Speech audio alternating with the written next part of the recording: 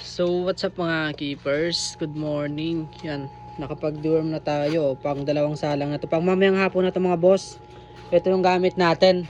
Binabad natin yung astig na tablet sa tubig, then yan natunaw. Tapos yan yung minix natin dito sa gel food natin ng Max Growth. Yan, nakapagpakain na tayo mga boss, nakapag-deworm na tayo. Kaya hintayin na lang natin na lumabas sa puwet nila. Kung meron ng parasite sa kanila, lalabas na lang yan tapos patay na. Kaya yan yung kinagandahan sa Astig.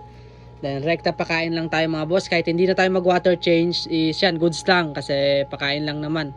Hindi naman natin to binuhos sa lagayan nila. Ganyan lang tayo mga boss, mag water change kada. Ngayon dati kasi nagdi-deworm tayo mga boss kada 10 araw. Ngayon sa isang buwan, isang beses na lang tayo. Ngayong May tapos na tayo, sa susunod June naman mga boss. Yan o. Food trip sila ngayon. Ito, naglagay din tayo dito ng paglalagyan ng good bacteria mga boss. Labarak. Yan o. Napag-deworm na natin to.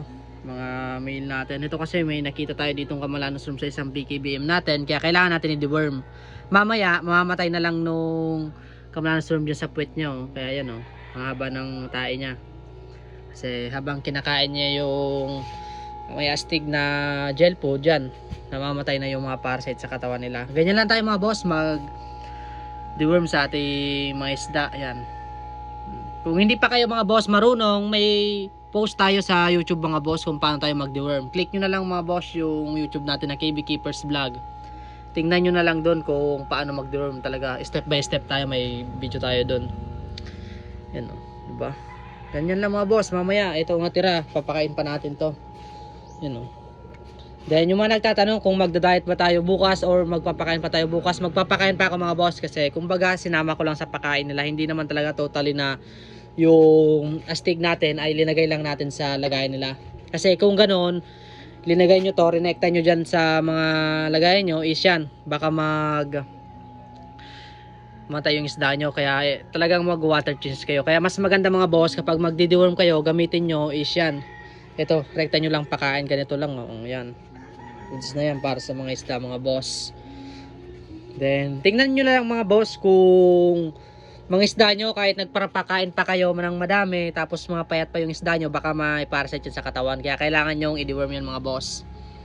Yan, nakikita naman natin yan dito sa bakal natin kung may mahina kumain, then mapapayat, pero ang sigla kumain yan oh. Kita nyo naman oh, kapag naka-deworm talaga ito, wala tong bulate kasi tingnan nyo naman yung mga katawan nito. Yan oh.